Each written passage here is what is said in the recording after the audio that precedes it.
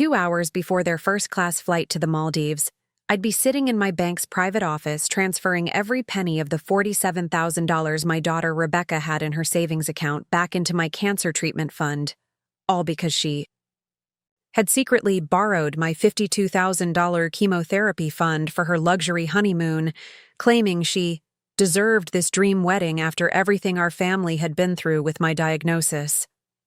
Before we dive into this incredible story of how my own daughter betrayed me during my fight against stage 3 breast cancer, and how I made sure she learned the most expensive lesson of her life about stealing from someone's medical fund, make sure to hit that like button, drop a comment telling me what country you're watching from, and subscribe so you never miss stories like this one. Trust me, you're going to want to see what happens when someone steals their cancer-stricken mother's treatment money for vacation photos, especially when that mother has decades of experience in financial planning and knows exactly how to protect her assets. My name is Margaret Chen. I'm 70 years old, and this story begins 18 months ago when I received the breast cancer diagnosis that would not only test my physical strength, but reveal the true character of the daughter I had spent 30 years supporting, educating, and believing in. A diagnosis that would teach me the most painful lesson imaginable about the difference between being loved for who you are and being seen as a personal ATM by someone who shares your DNA. But to understand how I ended up 2 hours before my daughter, Rebecca's first-class flight to the Maldives, sitting in my bank's private office transferring every penny of the $47,000 she had in her savings account back into my cancer treatment fund, all because she had secretly borrowed my $52,000 chemotherapy fund for her luxury honeymoon, claiming she deserved this dream wedding after everything our family had been through with my diagnosis. You need to know who I was before cancer forced me to see my family relationships with brutal clarity. You need to understand the woman who built substantial wealth through 4 decades of disciplined financial planning, only to discover that her own daughter viewed her mother's fight for survival as an inconvenient expense that interfered with vacation budgets. You need to know about the financial expertise that would ultimately allow me to protect my medical resources from family exploitation in ways that Rebecca never saw coming. For 45 years, I was Margaret Chen, certified financial planner, and senior investment advisor at Pacific Wealth Management, one of California's most respected financial planning firms, specializing in retirement security and family wealth preservation. I didn't just manage other people's money. I was a specialist in the exact type of crisis I would eventually face myself, helping families navigate the complex intersection of medical emergencies, family relationships, and financial survival when serious illness threatens to destroy both health and economic stability. My professional expertise was built on understanding a fundamental truth that most people learn too late. Medical emergencies don't just test your physical resilience. They reveal the true character of everyone around you and expose family dynamics that can remain hidden for decades until vulnerability creates opportunities for exploitation that some people simply cannot resist. Had spent my entire career helping clients protect themselves from the financial devastation that serious illness can create, designing comprehensive strategies that ensured medical crises wouldn't force impossible choices between optimal treatment and economic survival. I specialized in working with women who understood that financial independence wasn't just about retirement comfort. It was about maintaining control and dignity when illness or aging made them potentially vulnerable to family manipulation or exploitation. My client base included successful professional women, business owners, divorcees rebuilding their financial lives, and widows who needed to completely restructure their relationship with money and security after major life transitions. These women had learned, often through painful experience, that financial vulnerability during medical crises could attract exactly the wrong kind of attention from family members who viewed illness as an opportunity for financial manipulation, rather than understanding it as a time when love and support should be unconditional. Margaret, my colleague Sandra would often say during our team meetings, you have an uncanny ability to spot family financial dysfunction before it destroys people's medical care options. Your clients always seem to be protected from the kind of exploitation we see destroying other families. What Sandra didn't know was that my expertise in recognizing and preventing family financial manipulation came from growing up in a household where my grandmother had been systematically exploited by relatives who viewed her illness as an opportunity to gain access to her savings, property, and resources, under the guise of helping with medical expenses and family support during difficult times. I had watched my grandmother's cancer treatment decisions being influenced by family members who were more concerned about preserving their inheritance than ensuring she received optimal medical care. I had seen relatives who expressed touching concern about her well-being, while secretly calculating how her medical expenses might affect their eventual financial benefits. I had witnessed family members who presented themselves as devoted caregivers, while gradually gaining control over her finances and using her vulnerability to redirect her resources toward their personal priorities. My grandmother died with suboptimal medical care because family members had convinced her that experimental treatments and advanced therapies were too expensive and probably wouldn't work anyway. While those same family members were using her medical crisis as justification for accessing her savings accounts and liquidating her assets under the pretense of helping manage her affairs during this difficult time. The experience taught me two crucial lessons that would shape both my professional expertise and my personal financial planning. First, medical vulnerability creates opportunities for exploitation that some people will absolutely take advantage of, regardless of their family relationship or previous expressions of love and loyalty. Second, the only protection against medical financial exploitation is maintaining complete control over your resources and making sure that family members never gain access to funds designated for your medical care, regardless of their promises, explanations, or emotional manipulation tactics. I built my career helping other women avoid the kind of medical financial exploitation that had shortened my grandmother's life and compromised her care.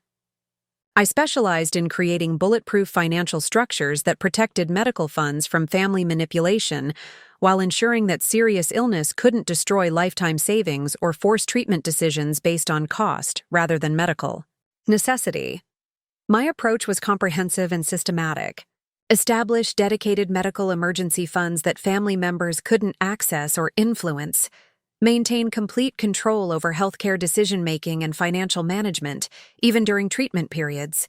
Create legal and financial barriers that prevented family exploitation during times of physical vulnerability, and develop support networks of professional advisors who prioritized medical needs over family financial interests.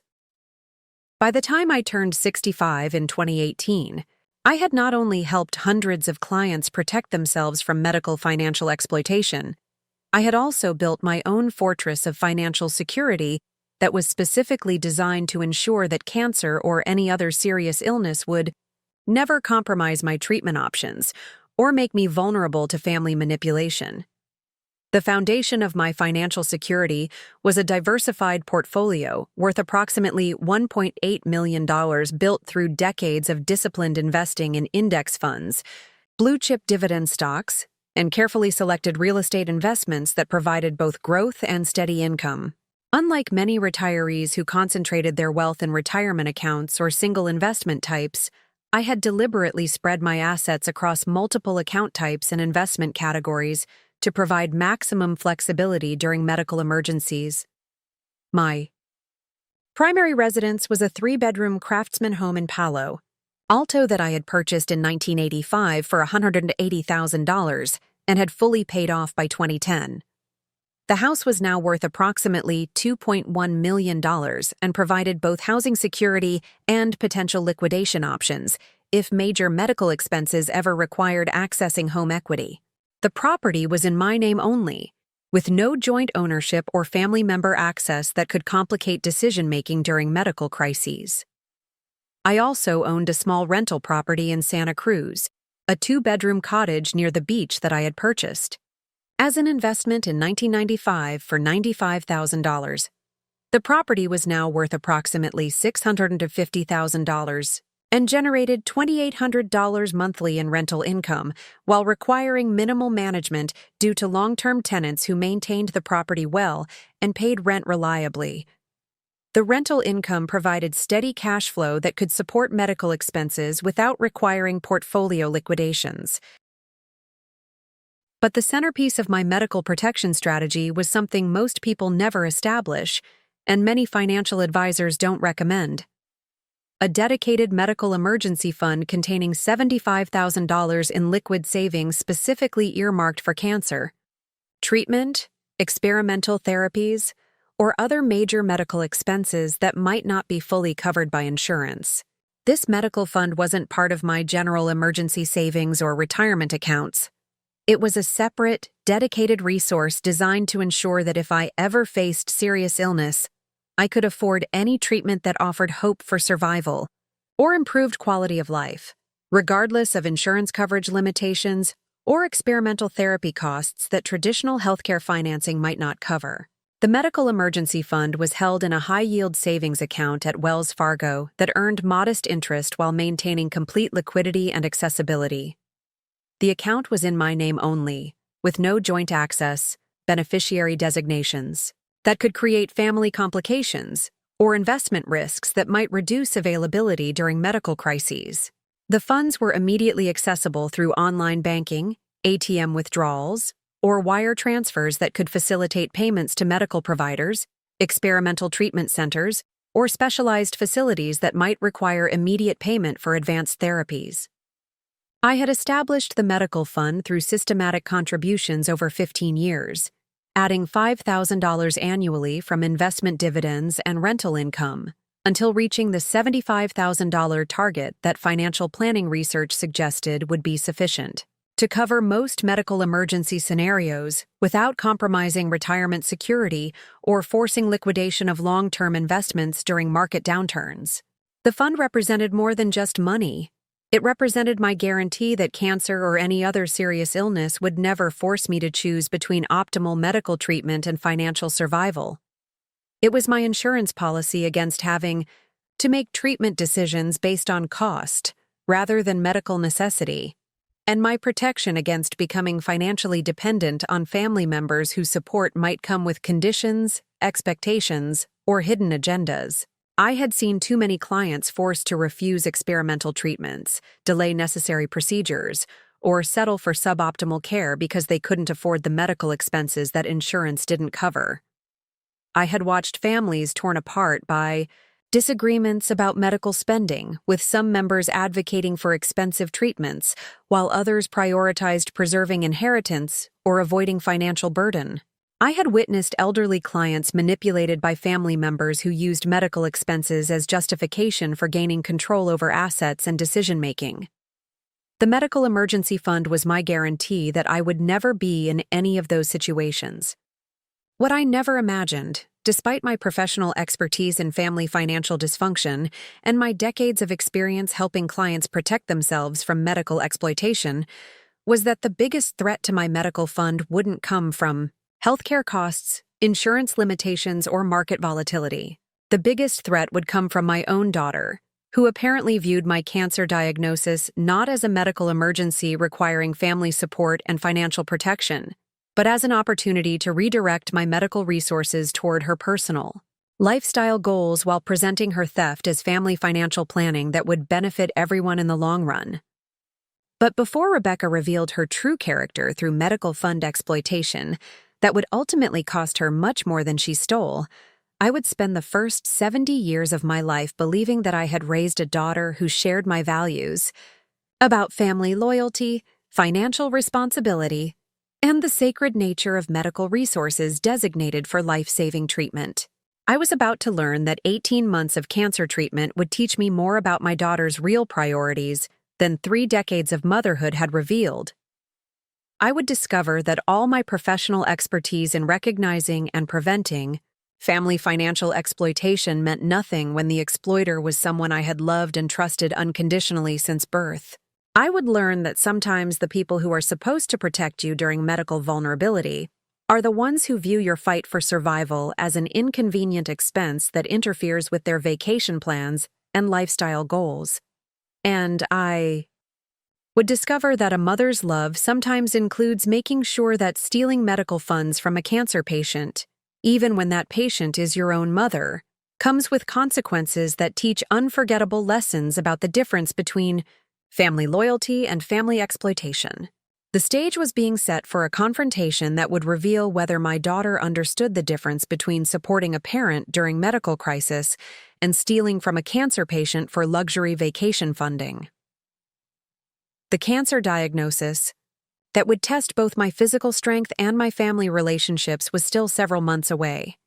But the foundation for the ultimate betrayal was already being laid through years of enabling behavior and financial generosity that Rebecca had apparently learned to view as entitlement rather than understanding as gifts that required appreciation and reciprocation. Sometimes the most painful lessons are the ones that teach us the difference between raising children who appreciate sacrifices and raising children who exploit the people who made those sacrifices possible. But before I could learn that lesson, I would first need to face the diagnosis that would change everything and reveal exactly what kind of daughter I had actually raised during 30 years of unconditional love and financial support that she would ultimately view as resources for her personal use rather than understanding as expressions of family loyalty that should be reciprocated during times of medical crisis. The test was coming, and neither Rebecca nor I had any idea how dramatically it would change our relationship forever. But first, I would need to understand what kind of person steals cancer funds from their own mother, and how 30 years of motherhood had somehow failed to teach my daughter that some lines should never be crossed, regardless of how much money is involved or how badly someone wants their dream honeymoon. The education was about to begin for both of us. To understand how Rebecca could justify stealing cancer treatment funds from her own mother, you need to understand the relationship foundation I had spent 30 years building with a daughter I believed shared my values about family loyalty, financial responsibility, and supporting each other through life's most challenging moments. You need to know about the sacrifices I made as a single mother to ensure Rebecca had every possible advantage in life. The financial education I provided to teach her the difference between earning money and deserving money, and the countless examples I set about putting family needs before personal wants when someone you love faces genuine crisis or hardship. You need to understand that Rebecca's cancer fund theft wasn't an impulsive mistake made under financial pressure. It was the culmination of character patterns I had somehow failed to recognize despite my professional expertise in identifying. People who exploit others' vulnerability for personal gain. But most importantly, you need to know that the woman Rebecca betrayed wasn't someone who had failed to provide opportunities, support, or love. The woman she stole from was someone who had dedicated her entire adult life to ensuring her daughter never experienced the financial insecurity, educational limitations, or family exploitation that had shaped my own childhood and professional mission. Rebecca Elizabeth Chen was born on March 15, 1992, during one of the most challenging periods of my life, when I was simultaneously completing my Certified Financial Planner certification, building my client base at Pacific Wealth Management, and navigating the end of my marriage to her father David, who had proven incapable of handling the responsibilities of parenthood or partnership during the financial pressures of starting a family while building careers. David's departure when Rebecca was 18 months old wasn't devastating, it was clarifying. His inability to prioritize family needs over personal convenience had revealed character flaws that would have eventually damaged both Rebecca's development and my financial security. His absence forced me to become both the provider and nurturer that Rebecca needed, but it also gave me complete control over her upbringing and value development, without the interference of someone whose priorities were fundamentally incompatible with building strong family foundations. Raising Rebecca as a single mother while building my financial planning career wasn't easy, but it was purposeful. Every decision I made was designed to provide her with opportunities I had never had while teaching her the principles of financial responsibility, family loyalty, and personal character that would serve her throughout life. I was determined that Rebecca would never experience the financial insecurity that had marked my own childhood, when my family struggled with medical bills, educational expenses, and the constant stress of living paycheck to paycheck without emergency savings or financial planning that could provide security during crisis periods. I was equally determined that she would never witness the kind of family financial exploitation I had seen destroy my grandmother's final years, when relatives who expressed touching concern about her well-being gradually gained control over her resources and used her medical vulnerability to redirect her assets toward their personal priorities rather than her optimal care. Most importantly, I wanted Rebecca to understand that financial security wasn't something you inherited or deserved based on family relationships. It was something you built through education, hard work, smart planning, and the discipline to prioritize long-term security over short-term gratification. During Rebecca's elementary school years, I established routines and traditions that were designed to teach these values, while providing the stability and support that would help her develop confidence, empathy, and strong character that would serve her well during both successful periods and challenging times when character would be tested. Every Sunday morning, we would review the household budget together, with Rebecca learning how money was allocated for necessities like housing, food, and health care before being divided between savings, education funding, and discretionary spending that could support activities and experiences that enhanced our quality of life. Rebecca, I would explain while showing her our monthly expense categories, the most important thing about money isn't how much you have. It's how wisely you manage what you have and how well you plan for expenses you can't predict but know will eventually happen. Like what kind of expenses? She would ask with the curiosity that made these financial education sessions enjoyable rather than burdensome. Like medical emergencies, car repairs, job changes, or family members who need help during difficult times, I would answer. Smart financial planning means always being prepared to handle problems without having to make bad choices or ask for help that might not be available. These conversations weren't theoretical exercises. They were practical education about the real-world financial decisions that every adult would eventually face. I wanted Rebecca to understand that financial security required ongoing attention and discipline, not just high income or family wealth that might not always be available. I also established the emergency fund lesson tradition, where Rebecca would help me make monthly contributions to our household emergency savings while learning about the different types of crises that emergency funds were designed to handle. This month, we're adding $200 to our emergency fund, I would explain, while Rebecca watched me transfer money from checking to savings. This money isn't for vacations or shopping, it's for problems that we hope never happen but need to be prepared for anyway. What if we never have an emergency? Rebecca would ask. Can we use the money for something fun? If we're lucky enough to never face a major emergency, then this money becomes part of our long-term financial security, I would answer. But the purpose of emergency funds isn't to eventually spend them on non-emergencies. It's to provide peace of mind and protection so that when problems do arise, we can handle them without compromising our other goals or having to ask for help. Looking back now, I realized that these conversations were teaching Rebecca about the existence and purpose of emergency funds that would later become targets for her exploitation when my cancer diagnosis created what she apparently viewed as an opportunity to access resources that had been carefully protected for genuine emergencies. But at the time, I believed these lessons were developing her understanding of financial responsibility and the importance of protecting resources designated for specific purposes, especially medical emergencies that could threaten both health and economic stability. During Rebecca's middle school years, I expanded her financial education to include lessons about earning money through work and responsibility, rather than receiving money through family generosity that required no effort or appreciation.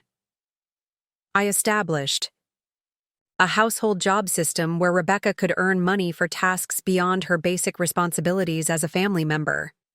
Regular chores like keeping her room clean, Helping with dishes and maintaining her school supplies were family obligations that didn't earn payment.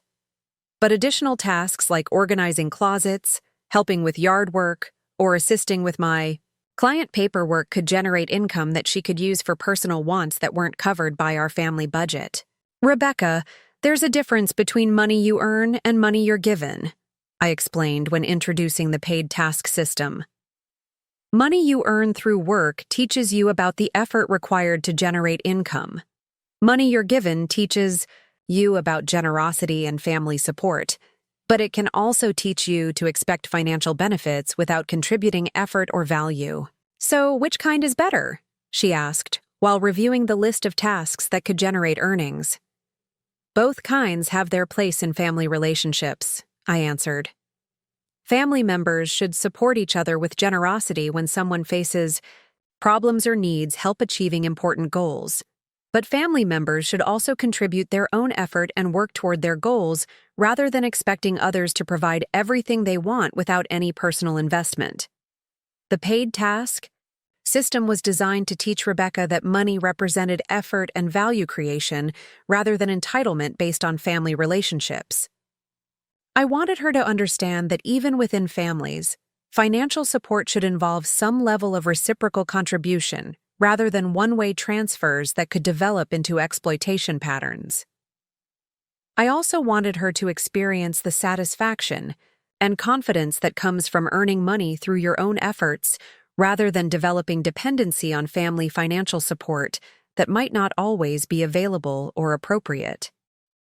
During her high school years, I helped Rebecca establish her first savings account and began teaching her about investment principles, compound interest, and long-term financial planning that would serve her throughout her adult life. Rebecca, opening this savings account, isn't just about having a place to keep money, I explained during our trip to Wells Fargo to establish her first independent financial account. It's about beginning to build your own financial security and learning to manage money responsibly.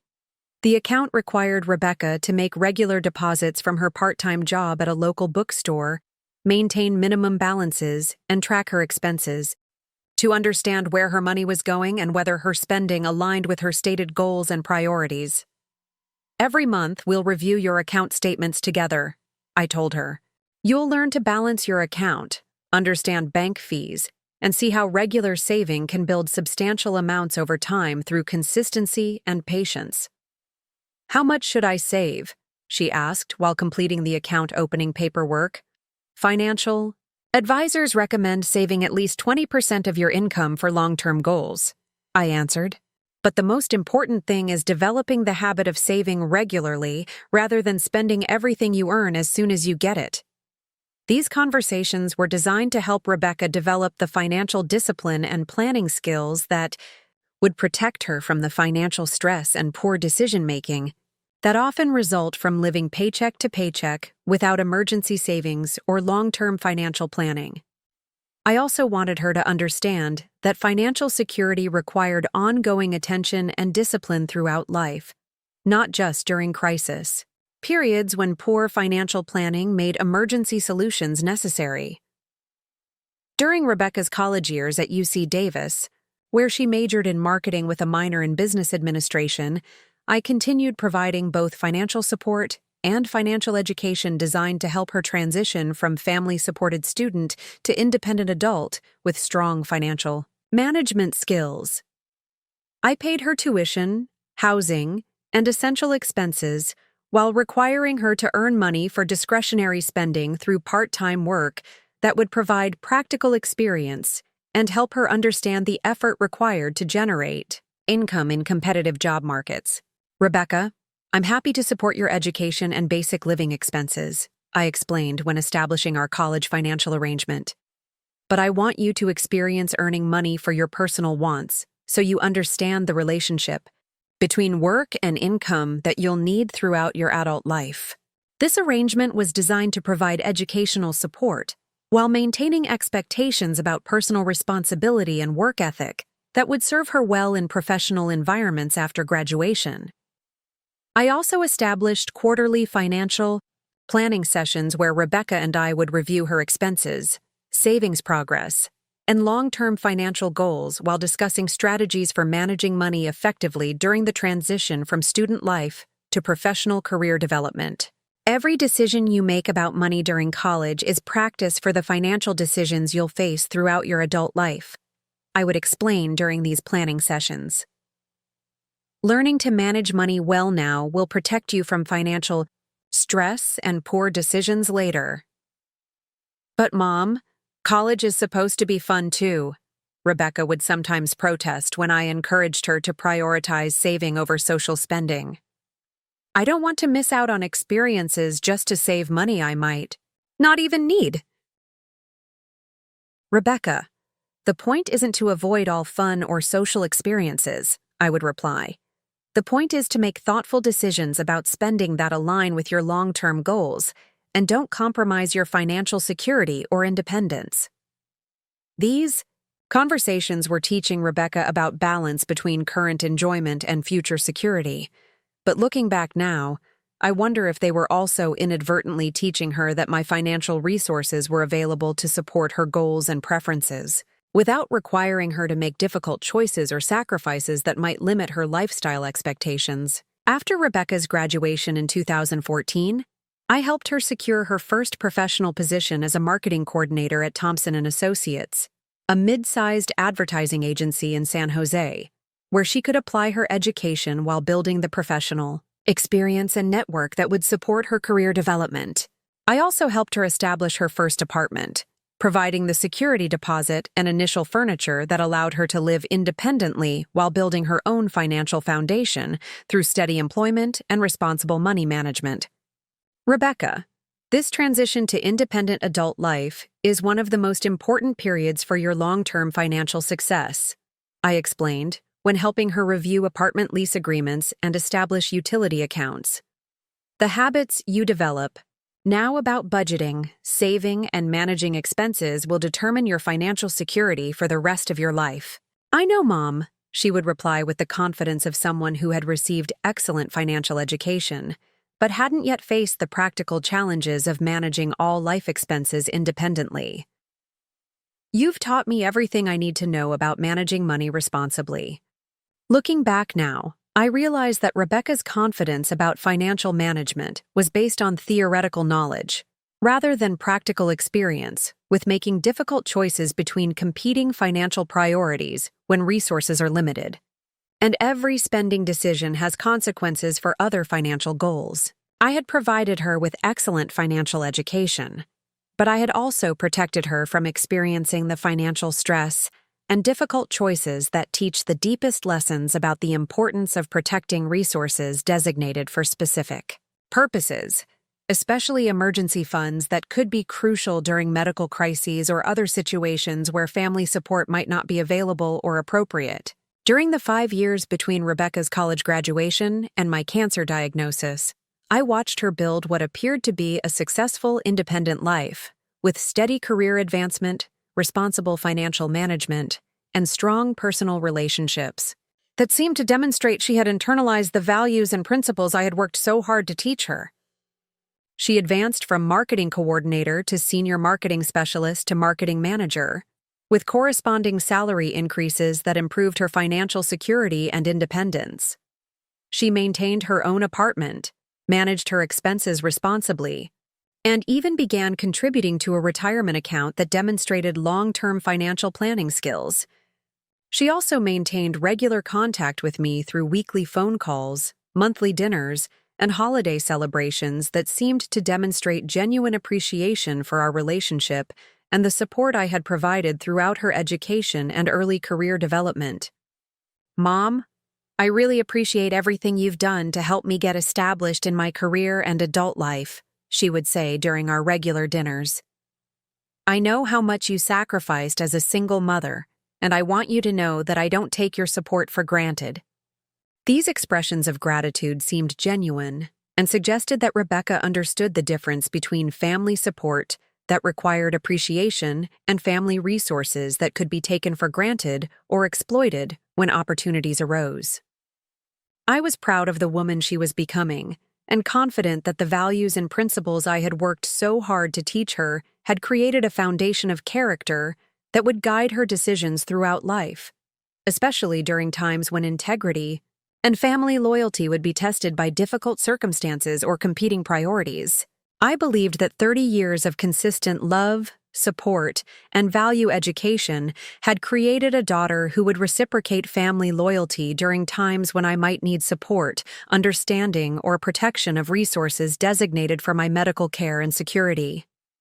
I was completely unprepared for the possibility that all my financial education and value teaching had somehow failed to create understanding about the sacred nature of medical emergency funds that should never be touched by family members, regardless of their personal financial goals or lifestyle aspirations. I was about to learn that expertise in recognizing and preventing family financial exploitation meant nothing when the potential exploiter was someone you had loved and trusted unconditionally since birth, someone who had received every possible advantage and education about financial responsibility, but who had apparently learned to view family resources as opportunities for personal benefit, rather than understanding them as expressions of love and security that should be protected and respected. The cancer diagnosis that would test both my physical strength and my family relationships was still several months away, but the foundation for the ultimate betrayal had been established through years of financial generosity and educational investment that Rebecca had apparently learned to view as evidence of my ability to provide financial support for her goals, rather than understanding as sacrifices that required appreciation and reciprocal loyalty during times when I might need family protection and support.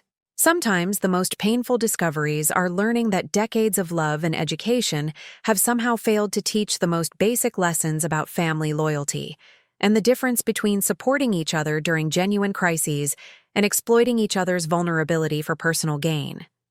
But before I could learn that devastating lesson, I would first need to face the diagnosis that would change everything and reveal exactly what kind of daughter I had actually raised during 30 years of unconditional love and financial sacrifice, that she would ultimately view as resources for her personal use, rather than understanding as investments in family relationships that should provide mutual support during life's most challenging periods. The test was coming, and neither Rebecca nor I understood how dramatically it would reveal the true foundation of our relationship, and whether all my efforts to teach financial responsibility and family loyalty had actually succeeded in creating the character I thought I had developed in my daughter.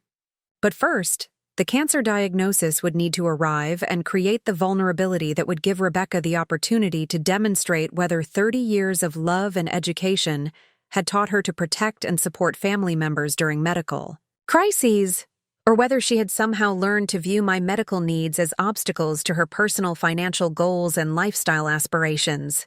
The education was about to begin for both of us, and the lessons would be more expensive and painful than either of us could have imagined. The phone call that would change everything came on a Tuesday morning in September 2023, 3 days after my annual mammogram appointment with Dr. Patricia Huang at Stanford Medical Center. I was reviewing client portfolios in my home office when the call came through, and Dr. Huang's tone immediately told me this wasn't a routine follow-up about normal test results. "Margaret, I need you to come in as soon as possible to discuss your mammogram results," Dr. Huang said with the careful professionalism that medical professionals use when delivering news that will fundamentally alter someone's life. "We've found some areas of concern that require immediate additional testing and evaluation." "What kind of areas of concern?" I asked, though my professional experience with clients facing medical crises had taught me to recognize the tone that preceded life-changing diagnoses. "There are several suspicious masses in your left breast that weren't present in last year's mammogram," she explained. "We need to schedule you for a biopsy as soon as possible to determine the nature of these masses and develop an appropriate treatment plan." The word masses carried implications that I understood immediately, having helped numerous clients navigate cancer diagnoses and the financial planning challenges that serious illnesses create for families who aren't prepared for the intersection of medical emergencies and economic survival. I scheduled the biopsy for the following Thursday, and spent the intervening days managing the strange psychological transition from being someone who helped others prepare for medical crises to being someone who was facing a potential medical crisis that would test every aspect of the financial and emotional preparation I had built throughout my adult life. The irony wasn't lost on me that after decades of helping clients prepare for exactly this type of situation, I was about to discover whether my own preparation was as comprehensive and effective as I had believed it to be. The biopsy results came back the following Tuesday with the diagnosis I had been hoping to avoid, but had spent years preparing to handle. Stage 3 invasive ductal carcinoma, breast cancer that had spread to nearby lymph nodes and would require aggressive treatment, including surgery, chemotherapy, and radiation therapy over a period that could extend for 6 months to a year. Margaret, I want you to know that while this is a serious diagnosis, Stage 3 breast cancer has excellent treatment outcomes when patients receive appropriate care, Dr. Huang explained during our results consultation. We're going to refer you to Dr. Michael Rodriguez, one of Stanford's top oncologists, who will develop a comprehensive treatment plan that maximizes your chances for complete recovery. What does the treatment plan typically involve? I asked, shifting into the analytical mode that had served me well throughout my career when facing complex problems that required systematic solutions. We'll start with neoadjuvant chemotherapy to shrink the tumors before surgery, Dr. Huang explained. This will be followed by a lumpectomy or mastectomy depending on how well the tumors respond to chemotherapy, then additional chemotherapy, and radiation therapy to eliminate any remaining cancer cells and prevent recurrence. And what's the timeline for this treatment process? From start to finish, you're looking at approximately 12 to 18 months of active treatment, followed by several years of follow-up care and monitoring, she replied. It's a significant commitment, but the treatment protocols for Stage 3 breast cancer have improved dramatically in recent years. The medical information was manageable. I had expected that a cancer diagnosis would require substantial time commitment and lifestyle adjustments. What I hadn't anticipated was how emotionally challenging it would be to transition from being someone who helped others navigate medical crises to being someone who needed to apply that expertise to my own survival and care planning. That evening, I called Rebecca to inform her about the diagnosis and discuss how my treatment plan might affect our family relationships and the support systems I would need during the most challenging medical period of my life. Rebecca, I need to share some important medical news with you, I began, choosing my words carefully to communicate the seriousness of the situation without creating unnecessary panic or anxiety. What's wrong, Mom? She asked with immediate concern in her voice. Are you okay? I've been diagnosed with breast cancer, I said directly. It's Stage 3, which means it's serious and will require aggressive treatment. But my doctors are confident that with proper care, the prognosis is very good. The silence that followed lasted several seconds before Rebecca responded with what seemed like genuine shock and concern. Mom, oh my God, how serious is it? What does Stage 3 mean exactly? It means the cancer has spread to nearby lymph nodes, so I'll need chemotherapy, surgery, and radiation therapy over the next 12 to 18 months, I explained. It's going to be challenging, but I have excellent medical insurance and substantial savings set aside specifically for medical emergencies like this. What can I do to help? Rebecca asked immediately. Do you need me to come to appointments with you? Help manage your schedule? Whatever you need, Mom, I'm here for you. Her initial response seemed to demonstrate exactly the kind of family support and loyalty I had hoped to receive during this medical crisis. She sounded genuinely concerned about my well-being and appeared ready to prioritize my medical needs over her personal convenience or commitments. Right now, I'm still learning about the treatment plan and what kind of support I'll need, I replied. But knowing that you're available and willing to help means more to me than you know. This is going to be a challenging period for our family. Mom, you've always been there for me when I needed support, Rebecca said with emotion in her voice. Of course I'm going to be here for you during this. We're family, and family takes care of each other." These words seem to confirm that 30 years of teaching family values and mutual support had successfully created a daughter who understood the importance of prioritizing family needs during medical crises. I felt grateful and relieved to know that I wouldn't be facing cancer treatment alone or without family support from the person who mattered most to me. Over the following weeks, as I began the process of meeting with oncologists, developing treatment plans, and preparing for the lifestyle changes that cancer treatment would require, Rebecca maintained consistent contact and seemed genuinely invested in understanding my medical situation and treatment requirements. She attended my first oncology consultation with Dr. Rodriguez, asked thoughtful questions about treatment protocols and side effects, and took detailed notes about appointment schedules and medication requirements that suggested she was prepared to be actively involved in supporting my care. "Dr. Rodriguez, what should I know about supporting my mother during chemotherapy?" Rebecca asked during our consultation. "What kind of help will she need, and how can I make sure she's getting the best possible care?" "Family support is crucial. During cancer treatment," Dr. Rodriguez replied, "patients often need help with transportation to appointments, meal preparation during periods when treatment affects appetite, and emotional support during the challenging phases of chemotherapy and recovery. I work in marketing, so my schedule is fairly flexible," Rebecca offered. "I can arrange to be available for appointments and whatever practical help she needs." This level of engagement and commitment seemed to demonstrate that Rebecca understood the seriousness of my diagnosis and was prepared to make the personal sacrifices that family medical support requires. I felt confident that I would have the family foundation I needed to focus entirely on treatment and recovery, without worrying about practical details or emotional isolation during the most challenging period of my life. The financial planning aspects of cancer treatment were straightforward due to the comprehensive medical emergency preparation I had implemented throughout my career. My health insurance through Pacific Wealth Management was excellent and would cover the majority of treatment costs, while my $75,000 medical emergency fund would handle deductibles, co-payments, experimental treatments, and any additional expenses that might arise during the treatment process. I scheduled a meeting with my financial advisor, Margaret Chen, no relation, to review my medical emergency fund and ensure that I had optimal liquidity and access arrangements for treatment-related expenses that might require immediate payment.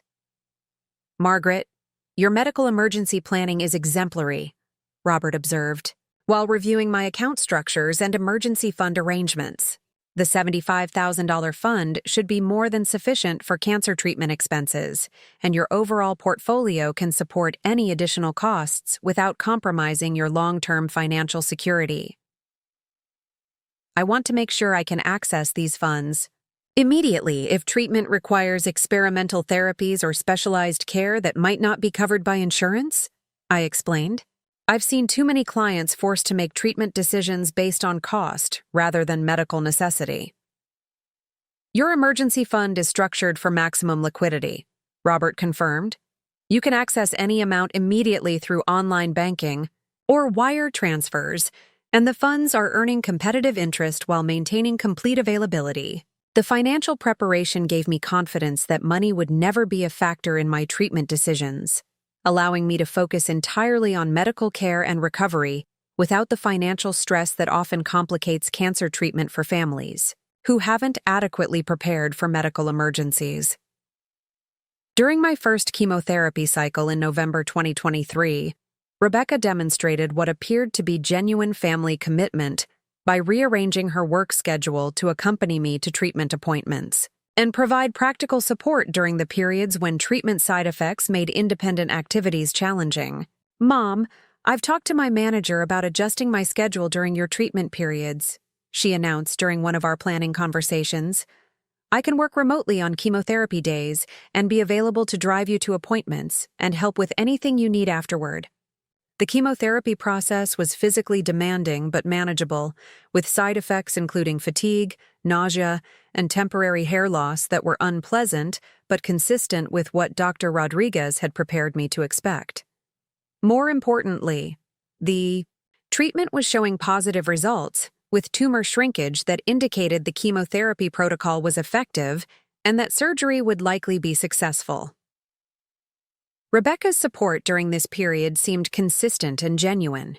She would arrive at my house early on treatment days to drive me to Stanford Medical Center, wait during the several hours that chemotherapy infusions required, and then drive me home and help prepare meals or manage household tasks during the days when treatment side effects made normal activities difficult. "How are you feeling today, Mom?" she would ask, with apparent concern while helping me settle in for post-treatment recovery. "Do you need anything for nausea? Should I prepare some of that ginger tea that seemed to help last time?" This level of attentiveness and practical support reinforced my belief that Rebecca had internalized the family values I had worked so hard to teach her, and that she understood the importance of prioritizing family medical needs over personal convenience or competing commitments. I also began sharing more detailed information about my financial planning and medical emergency fund with Rebecca, both to ensure she understood the resources available for my care and to continue her education about the financial planning strategies that provide security during medical crises. "Rebecca, I want you to understand how I've structured my finances to handle medical expenses," I explained during one of our treatment day conversations. "I have $75,000 set aside specifically for cancer treatment costs that aren't covered by insurance." "That's incredible planning, Mom," she replied with what seemed like genuine admiration. "Most people don't have that kind of preparation for medical emergencies." "This fund represents 15 years of careful savings specifically for medical crises," I continued. "It's separate from my other savings and investments so that cancer treatment never forces me to compromise my retirement security or make treatment decisions based on cost." "Where do you keep the medical fund?" Rebecca asked. "Is it easily accessible when you need to pay for treatments or medications?" "It's in a dedicated savings account at Wells Fargo that I can access immediately through online banking or wire transfers," I explained.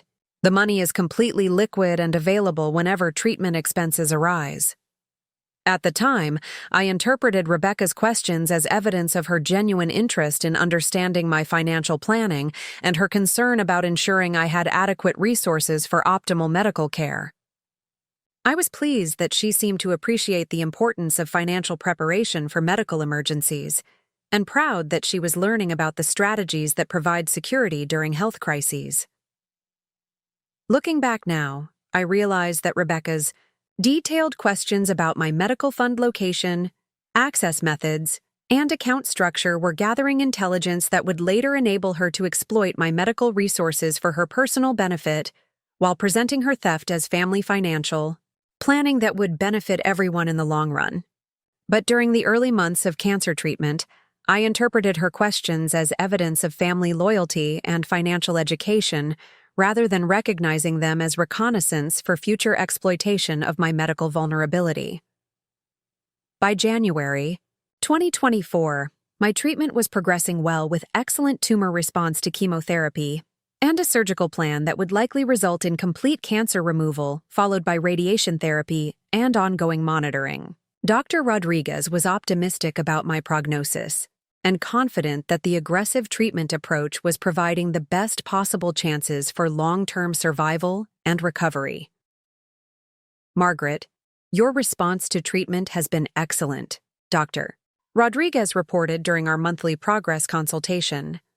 "The tumors have shrunk significantly, and we're on track for surgery in March, followed by a final round of chemotherapy and radiation therapy." "What's the long-term prognosis?" I asked, hoping for confirmation that the challenging treatment process was providing the security and recovery prospects that justified the time, expense, and physical demands of cancer care. "With your excellent response to treatment and the aggressive approach we've taken, I'm very optimistic about your long-term prognosis," he replied. "Many patients with similar presentations achieve complete remission and live normal, healthy lives for decades after treatment." This positive medical news was encouraging and reinforced my confidence that the comprehensive financial planning and medical emergency preparation I had implemented was providing exactly the security and treatment options that serious illness required. Rebecca seemed genuinely pleased about the positive treatment progress and continued providing practical support that appeared to demonstrate ongoing family commitment to my medical care and recovery. "Mom, I'm so relieved that the treatment is working well," she said after accompanying me to the consultation where Dr. Rodriguez shared the positive progress report. "You've been so strong throughout this process, and it's wonderful to know that the hard work is paying off." "I couldn't have managed this without your support," I replied with genuine gratitude for the family loyalty she had demonstrated during the most challenging period of my life. "Having you available for appointments and practical help has made this so much easier." "That's what family is for," Rebecca responded with apparent sincerity. "You've always been there for me, and I'm honored to be here for you during this." These expressions of family loyalty and mutual support seemed to confirm that the relationship foundation I had built with Rebecca was strong enough to handle medical crises, and that the values I had taught her about prioritizing family needs during emergencies had successfully guided her behavior during my cancer treatment. I felt confident that we had successfully navigated the most challenging aspects of my cancer diagnosis and treatment, while strengthening our family relationship and demonstrating the importance of mutual support during times when life's difficulties test character and family loyalty. What I didn't realize was that Rebecca's consistent support and apparent family commitment were strategic investments designed to establish trust and access to my financial resources before beginning the exploitation phase that would ultimately reveal her true character and priorities when my medical vulnerability created opportunities for personal benefit that she apparently couldn't resist. I was about to learn that expertise in recognizing family financial exploitation meant nothing when the potential exploiter had spent months building trust and demonstrating support that appeared genuine but was actually designed to position herself for access to medical resources that she viewed as opportunities for personal use, rather than understanding as funds designated for life-saving treatment. The foundation for the ultimate betrayal was being carefully established through months of apparent family loyalty that I interpreted as evidence of successful character development rather than recognizing as preparation for exploitation that would ultimately cost Rebecca much more than she gained through medical fund theft. But first, Rebecca would need to introduce the financial pressures and personal goals that would eventually justify her decision to steal cancer treatment funds for luxury vacation expenses while presenting her theft as family financial planning that would benefit everyone rather than acknowledging it as exploitation of medical vulnerability for personal gain. The transition from genuine family support to calculated medical fund exploitation was about to begin, and neither Rebecca nor I understood how dramatically it would change our relationship and teach both of us expensive lessons about the difference between family loyalty and family manipulation during times of medical crisis and vulnerability. The stage was being set for the confrontation that would reveal whether Rebecca understood the sacred nature of medical emergency funds or whether she had learned to view my cancer treatment as an inconvenient expense that interfered with her lifestyle goals and vacation plans. The education was about to become much more expensive for both of us than either of us could have imagined. The first sign that my cancer treatment might not remain Rebecca's primary focus came in February 2024, just 3 months into my chemotherapy regimen, when she announced during one of our treatment day conversations that she had been dating someone seriously for several months, but hadn't mentioned him because she didn't want to add relationship drama to everything you're dealing with. Right now, "Mom, there's something I've been wanting to share with you," Rebecca said while driving me home from my weekly chemotherapy session at Stanford Medical. "I've been seeing someone for about 4 months now, and it's gotten pretty serious." "That's wonderful, Rebecca," I replied, genuinely pleased that she was building meaningful relationships despite the demands of supporting me through cancer treatment. "Tell me about him. What's his name? How did you meet?" "His name is Tyler Matthews, and we met through a friend at work," she explained with obvious excitement about sharing this news. "He's 29, works in tech sales for a startup in San Francisco, and he's really incredible. I think you're going to love him." "I'd love to meet him," I said. Why don't you invite him for dinner next week? I'm feeling much better between treatment cycles, and it would be nice to get to know someone who's important to you. Actually, that's kind of what I wanted to talk to you about, Rebecca continued, her tone shifting to something more serious. Tyler has been really supportive about me spending so much time helping with your treatment, but I'm starting to feel like I haven't been giving our relationship the attention it deserves.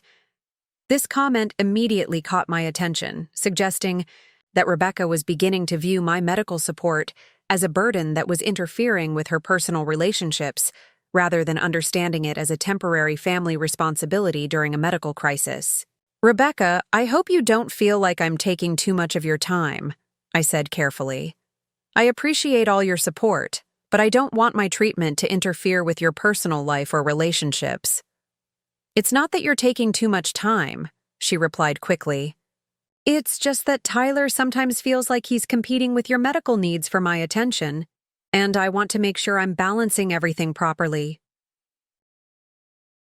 The fact that Tyler viewed my cancer treatment as competition for Rebecca's attention, rather than understanding it as a temporary medical emergency requiring family support, suggested character concerns that reminded me of my professional experience, with partners who resented family obligations and medical responsibilities that interfered with their personal priorities. Well, relationships do require time and attention, I acknowledged diplomatically. But I would hope that someone who cares about you would understand that family medical emergencies sometimes require temporary adjustments to social and relationship schedules. Oh, Tyler totally understands that, Rebecca assured me. He's been really supportive. It's just that we're starting to think seriously about our future together, and we want to make sure we're building a strong foundation for our relationship. Over the following weeks, I began to notice subtle changes in Rebecca's availability and attention during my treatment periods that suggested her relationship with Tyler was indeed affecting her priorities and commitment to providing family medical support.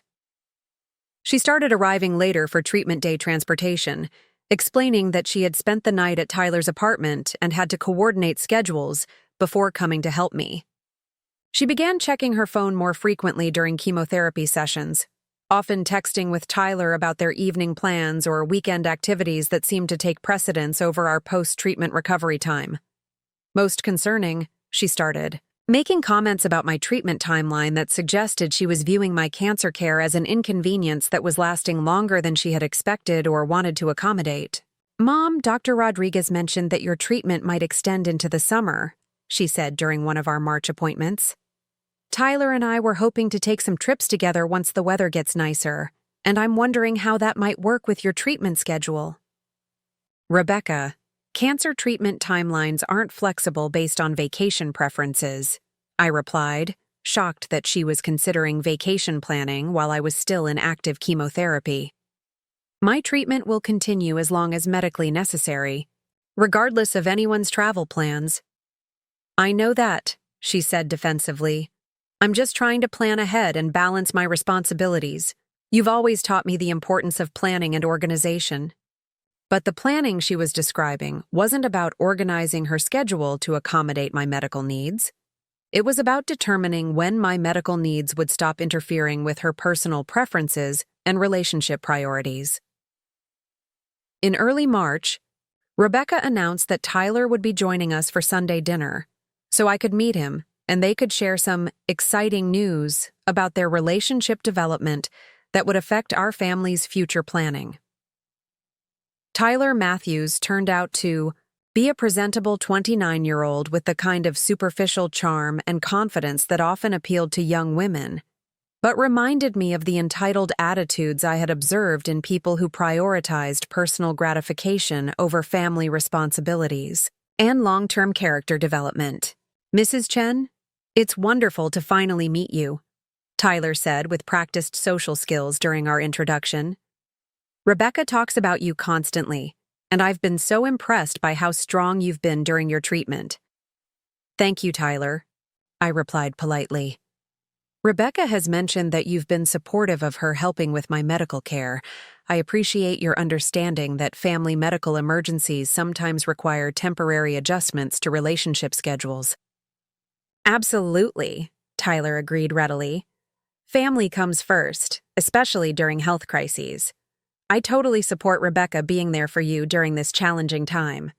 His words seemed appropriate, but his tone suggested the kind of careful diplomacy that people use when saying what they think others want to hear, rather than expressing genuine feelings or long-term commitment to supporting family medical responsibilities. During dinner, Tyler's conversation revealed character patterns that concerned me based on my professional experience with people who viewed family medical crises as obstacles to their personal goals, rather than understanding them as opportunities to demonstrate loyalty and character during challenging times. He talked extensively about his career advancement goals, his income potential in tech sales, and his expectations for lifestyle improvements that would result from professional success and strategic relationship choices. He mentioned expensive hobbies including skiing, golf, and travel that required substantial discretionary income and time commitments that could conflict with family medical responsibilities. Most tellingly, he seemed uncomfortable when the conversation turned to my cancer treatment progress and avoided asking specific questions about my medical situation or recovery timeline that would demonstrate genuine interest in my well-being or understanding of what Rebecca and I had been dealing with during the previous months. So, Mrs. Chen, Rebecca mentioned that your treatment is going really well, Tyler said in a tone that suggested he was fulfilling a social obligation rather than expressing genuine interest. That must be such a relief for your family. Yes, the doctors are optimistic about my prognosis, I replied. But I still have several months of treatment ahead, including surgery and radiation therapy, so we're taking things one step at a time. That's great that it's going so well, Tyler responded without asking any follow-up questions about my treatment plan, recovery timeline, or how the family was managing the practical and emotional challenges of cancer care. His lack of curiosity about my medical situation suggested either complete discomfort with illness and medical realities, or indifference about family health crises that didn't directly affect his personal interests and lifestyle preferences. Halfway through dinner, Rebecca and Tyler exchanged looks that indicated they were ready to share their exciting news that would affect our family's future planning. Mom, Tyler and I have something wonderful to tell you, Rebecca announced with obvious excitement. We've decided to get engaged. Tyler produced a ring box and opened it to reveal what appeared to be an expensive diamond engagement ring that represented a substantial financial investment for someone working in tech sales for a startup company. Congratulations, I said, managing to express appropriate pleasure while processing concerns about the timing of this announcement and the implications for my ongoing medical care and family support needs. When are you thinking about getting married? We're hoping for a fall wedding, Rebecca replied enthusiastically. October would be perfect. The weather will still be nice, and it should give us enough time to plan everything properly. October of this year? I asked, realizing that their proposed wedding timeline would coincide with my radiation therapy and recovery period. That's only 7 months away. Are you sure you want to plan a wedding while I'm still in active cancer treatment? Mom, your treatment should be mostly finished by fall, Rebecca said with optimism that seemed to prioritize wedding planning over medical realities. Dr. Rodriguez said you'd be done with chemotherapy by summer, and radiation therapy is much easier than chemo. Rebecca, radiation therapy is still active cancer treatment that can cause fatigue and require ongoing medical monitoring, I explained. And recovery from cancer treatment isn't something that follows exact timelines or convenient scheduling, but you'll be feeling so much better by fall, Tyler interjected with confidence about medical predictions that seemed inappropriate from someone with no healthcare expertise. And having a positive family celebration like a wedding might actually be good for your recovery and healing process. The suggestion that their wedding would somehow benefit my cancer recovery revealed a concerning level of self-centeredness and misunderstanding about medical treatment realities that reminded me of people who rationalized selfish decisions as being beneficial for others. Over the following weeks, Rebecca's conversation increasingly focused on wedding planning details, venue selection, and budget considerations that seemed to be taking priority over my ongoing medical care and treatment. Support needs. Mom, Tyler, and I looked at the most amazing venue last weekend, she would say during treatment day drives, launching into detailed descriptions of reception locations, catering options, and decoration possibilities that dominated our conversation. Time instead of focusing on my medical situation and recovery progress. We found this beautiful winery in Napa that would be perfect for an October wedding, she continued with enthusiasm that overshadowed her previous attentiveness to my medical needs. The only issue is that they require a substantial deposit to hold the date, and we're trying to figure out the best way to manage wedding expenses. The mention of wedding expenses and financial planning began a pattern of conversation that would gradually reveal Rebecca's expectations about my financial contribution to her wedding costs and her apparent assumption that my medical emergency fund could be accessed for non-medical purposes that would benefit her personal goals. Wedding costs can certainly add up quickly, I replied carefully. What kind of budget are you and Tyler working with? Well, that's something we were hoping to discuss with you, Rebecca said in a tone that suggested this conversation had been planned and rehearsed. Tyler and I want to have a really beautiful wedding that reflects our love and commitment, but we also want to be financially responsible about it. That sounds like a wise approach, I agreed. What specifically did you want to discuss? We were wondering if you might be able to help with some of the wedding expenses, she said directly. Not as a loan, but as a wedding gift that would help us start our marriage with a really special celebration and without debt that could strain our relationship. The request for wedding funding wasn't entirely surprising. Many parents contribute to their children's wedding expenses as expressions of love and support for their marriage. But the timing of this request, while I was still in active cancer, treatment and managing substantial medical expenses suggested priorities that concerned me. Rebecca, I'm certainly willing to discuss contributing to your wedding, I said carefully, but right now, my focus needs to be on my medical treatment and recovery. Wedding planning discussions might be premature while I'm still dealing with cancer care. Of course, Mom, she agreed quickly. We're not trying to rush anything or add stress to your treatment. We just wanted to start the conversation so we can all plan appropriately. But her mention of planning appropriately and her increasing focus on wedding expenses rather than my medical needs suggested that Rebecca was beginning to view my cancer treatment as a temporary inconvenience that should be managed around her wedding plans rather than understanding her wedding as something that should be planned around my medical recovery timeline. During my March surgery consultation with Dr. Rodriguez, Rebecca's questions revealed a concerning shift in priorities that focused more on treatment timeline predictions than on optimal medical outcomes and recovery planning. Dr. Rodriguez, what's the latest Mom could potentially be having surgery? Rebecca asked during the consultation. We're trying to plan some important family events for later this year. Rebecca, surgical timing should be based on optimal medical outcomes, not social scheduling. I interjected, shocked that she was asking my oncologist to adjust treatment timing for her convenience. I understand that medical needs come first, she replied defensively. I'm just trying to understand the timeline so we can plan other things appropriately. Dr. Rodriguez looked uncomfortable with the question, but answered professionally. Mrs.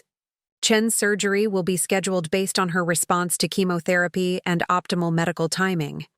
Family events should be planned around medical needs, not the reverse. After the consultation, I had a serious conversation with Rebecca about priorities, medical treatment realities, and the importance of understanding that cancer care timeline couldn't be adjusted for social convenience or wedding planning. Rebecca, I'm concerned that you're beginning to view my cancer treatment as something that should be scheduled around your wedding plans, I said directly. Cancer treatment timing is determined by medical necessity, not family social events. Mom, I'm not asking you to change your medical treatment, she protested. I'm just trying to understand the timeline so Tyler and I can plan our wedding appropriately. but appropriate wedding planning would involve choosing dates that accommodate my treatment schedule, not asking my doctors to provide treatment timelines that accommodate your preferred wedding dates, I replied.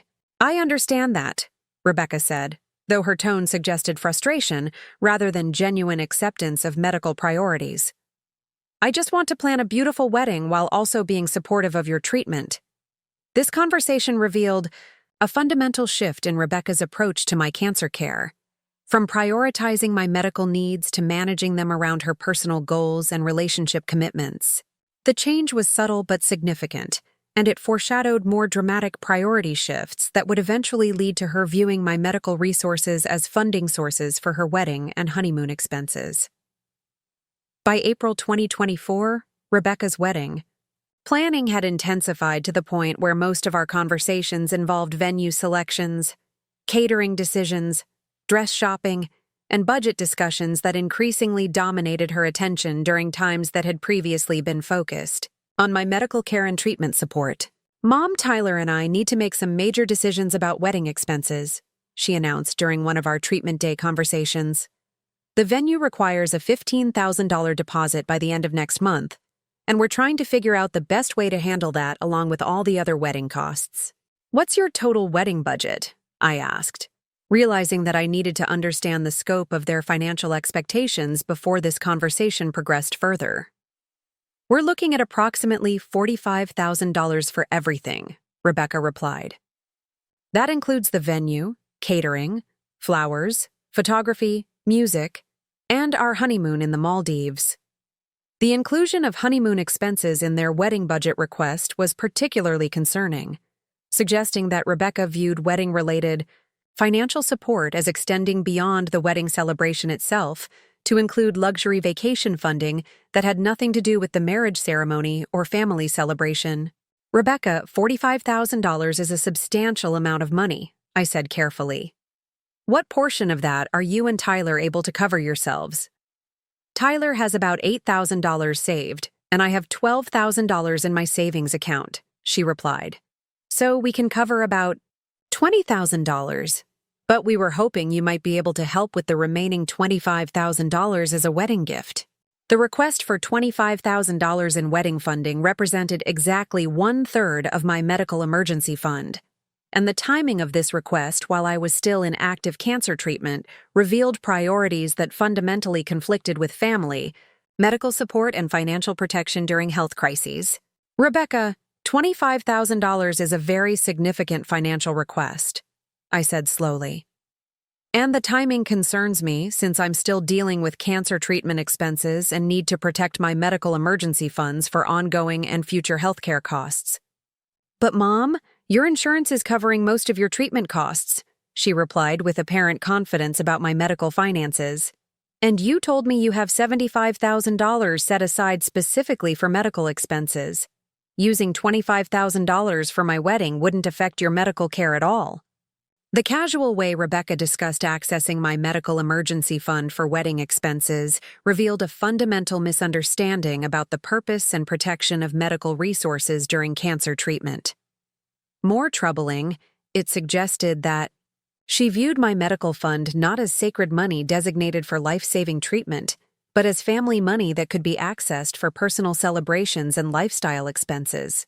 Rebecca, that $75,000 is designated specifically for medical emergencies and cancer treatment expenses, I explained firmly. It's not family money that can be used for weddings, vacations, or other non-medical purposes. I understand that it's your medical fund, she replied with subtle defensiveness. But I'm not asking you to give me money you need for treatment. I'm asking for a wedding gift that would help your daughter start her marriage without debt and financial stress. The conversation revealed that Rebecca had developed expectations about access. Well, that's something we were hoping to discuss with you, Rebecca said in a tone that suggested this conversation had been planned and rehearsed. Tyler and I want to have a really beautiful wedding that reflects our love and commitment, but we also want to be financially responsible about it. That sounds like a wise approach, I agreed. What specifically did you want to discuss? We were wondering if you might be able to help with some of the wedding expenses, she said directly. Not as a loan, but as a wedding gift that would help us start our marriage with a really special celebration and without debt that could strain our relationship. The request for wedding funding wasn't entirely surprising. Many parents contribute to their children's wedding expenses as expressions of love and support for their marriage. But the timing of this request, while I was still in active cancer, treatment and managing substantial medical expenses suggested priorities that concerned me. "Rebecca, I'm certainly willing to discuss contributing to your wedding," I said carefully. "But right now, my focus needs to be on my medical treatment and recovery. Wedding planning discussions might be premature while I'm still dealing with cancer care." "Of course, Mom," she agreed quickly. "We're not trying to rush anything or add stress to your treatment. We just wanted to start the conversation so we can all plan appropriately." But her mention of planning appropriately and her increasing focus on wedding expenses rather than my medical needs suggested that Rebecca was beginning to view my cancer treatment as a temporary inconvenience that should be managed around her wedding plans rather than understanding her wedding as something that should be planned around my medical recovery timeline. During my March surgery consultation with Dr. Rodriguez, Rebecca's questions revealed a concerning shift in priorities that focused more on treatment time. "The problem is that postponing our wedding would also mean postponing our honeymoon and some of the other life plans we've been making together," Rebecca continued. "Tyler is starting to question whether my family really supports our relationship and our future together." The suggestion that Tyler was questioning our family's support based on my refusal to fund their wedding during my cancer treatment revealed both his character and Rebecca's willingness to use relationship pressure as financial manipulation. "Rebecca, any partner who would question family support because a cancer patient protects her medical emergency fund is someone whose character you should be questioning," I replied, hoping she would recognize the problematic nature of Tyler's apparent expectations. "Tyler isn't questioning your medical needs," she said defensively. "He's questioning whether you really want to see me happy and successful in my marriage." This reframing of medical fund protection as opposition to her happiness revealed the extent to which Rebecca had distorted the situation to justify accessing my medical resources for her personal lifestyle goals. The breaking point came on September 15, 2024. Exactly 2 weeks before Rebecca and Tyler's planned departure for their honeymoon in the Maldives. A honeymoon that I had no idea she had already booked and funded using money stolen from my cancer treatment fund. Was reviewing my monthly bank statements when I noticed a $52,000 withdrawal from my medical emergency fund that had been made through online banking using access credentials that only I should have possessed. The withdrawal had been made 3 days earlier on September 12th and was listed as a wire transfer to Luxury Travel Specialists with a transaction note that read, "R&T Maldives Honeymoon Package, Final Payment." For several minutes I stared at the bank statement in complete shock, unable to process that my own daughter had somehow gained access to my medical emergency fund and stolen $52,000 to pay for her luxury honeymoon while I was still in active cancer treatment. The theft represented nearly 70% of my carefully protected medical emergency fund that had been designated specifically for cancer treatment expenses, unexpected medical costs, and the financial security I needed during ongoing health crises. But more devastating than the financial theft was the realization that Rebecca had been systematically planning to steal my medical fund while simultaneously providing false emotional support and fabricated family loyalty during my cancer treatment. I immediately called Wells Fargo to report the unauthorized transaction and begin the process of investigating how Rebecca had gained access to my protected medical emergency account. "Mrs. Chen, I'm reviewing your account activity, and this wire transfer was initiated using your online banking credentials with proper authentication," the fraud specialist explained. "Do you have reason to believe someone else has access to your banking information?" "Yes. I believe my daughter has somehow accessed my account without authorization and stolen money designated for my cancer treatment," I replied, the words feeling surreal as I spoke them. "I'm sorry to hear about this situation," the specialist said with appropriate concern. "We'll need to file a formal fraud report and begin investigating how your account credentials were compromised. Can you reverse the wire transfer immediately? I asked, hoping the money could be recovered before Rebecca and Tyler completed their theft and left for their stolen honeymoon. Unfortunately, wire transfers to external accounts can't be reversed without the recipient's cooperation, she explained. But we can freeze your account to prevent additional unauthorized transactions and begin the fraud investigation process. The investigation revealed that Rebecca had gained access to my online banking through a combination of observing my login process during medical appointments when I had checked account balances on my phone, and using personal information she had gathered during years of family financial discussions to answer security questions and reset password credentials. The theft had been carefully planned and executed over several months, with Rebecca gradually gathering the information she needed to access my medical emergency fund while maintaining the appearance of supportive family care during my cancer treatment. More shocking was the discovery that the $52,000 theft was just the final payment for a luxury honeymoon package that Rebecca and Tyler had been booking and planning for months while I was undergoing chemotherapy and preparing for cancer surgery. The luxury travel specialist's transaction was for a 2-week honeymoon package at the Conrad Maldives Rangali Island Resort, featuring overwater villas, private beach access, spa treatments, and premium dining experiences that represented the kind of luxury vacation most people save for years to afford.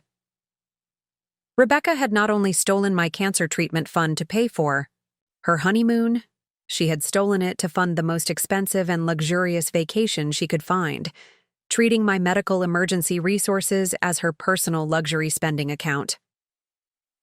That afternoon, I drove to Rebecca's apartment to confront her about the theft and demand immediate return of my stolen medical fund before she could complete her honeymoon plans and make recovery of the money even more difficult. "Rebecca, I need to speak with you immediately about unauthorized access to my bank account," I said, when she answered her door, trying to maintain composure while processing the magnitude of her betrayal. "What do you mean?" she asked, with false confusion, though her expression revealed that she knew exactly what I was referring to. "You stole $52,000 from my cancer treatment fund to pay for your honeymoon," I stated directly. "I have bank records showing the wire transfer to luxury travel specialists, and I want that money returned immediately." The silence that followed lasted several seconds before Rebecca responded with a combination of defensiveness and attempted justification that revealed she had prepared explanations for this confrontation. "Mom, I didn't steal anything," she said with false indignation. "I borrowed money from your medical fund to pay for wedding expenses, and I'm planning to pay it back after Tyler and I get settled in our marriage." "Rebecca, you accessed my account without permission and took money designated for my cancer treatment," I replied, shocked by her attempt to reframe theft as borrowing. "That's called stealing, regardless of your repayment intentions." "But Mom, you have way more money in that account than you're actually using for medical expenses," she argued, revealing that she had been monitoring my medical spending and calculating how much she could steal without immediately affecting my treatment. "I knew you wouldn't miss the money right away." The casual admission that she had been systematically planning to steal my medical fund while calculating how to avoid immediate detection revealed a level of calculated betrayal that was more devastating than the financial theft. "The problem is that postponing our wedding would also mean postponing our honeymoon and some of the other life plans we've been making together," Rebecca continued. "Tyler is starting to question whether my family really supports our relationship and our future together." The suggestion that Tyler was questioning our family's support based on my refusal to fund their wedding during my cancer treatment revealed both his character and Rebecca's willingness to use relationship pressure as financial manipulation. "Rebecca, any partner who would question family support because a cancer patient protects her medical emergency fund is someone whose character you should be questioning," I replied, hoping she would recognize the problematic nature of Tyler's apparent expectations. "Tyler isn't questioning your medical needs," she said defensively. He's questioning whether you really want to see me happy and successful in my marriage." This reframing of medical fund protection as opposition to her happiness revealed the extent to which Rebecca had distorted the situation to justify accessing my medical resources for her personal lifestyle goals. The breaking point came on September 15th, 2024, exactly 2 weeks before Rebecca and Tyler's planned departure for their honeymoon in the Maldives. A honeymoon that I had no idea she had already booked and funded using money stolen from my cancer treatment fund.